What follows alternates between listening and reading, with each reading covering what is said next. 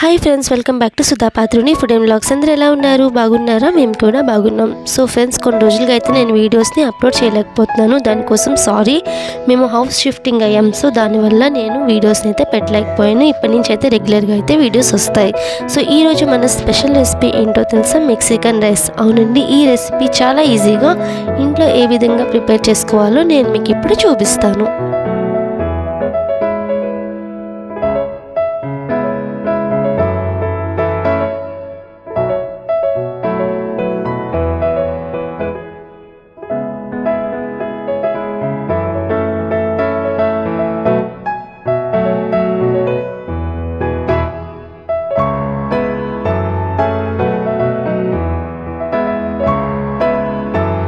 Salsa సాస్ని ఏ విధంగా prepare చేసుకోవాలో ఇప్పుడు నేను మీకు చూపిస్తాను.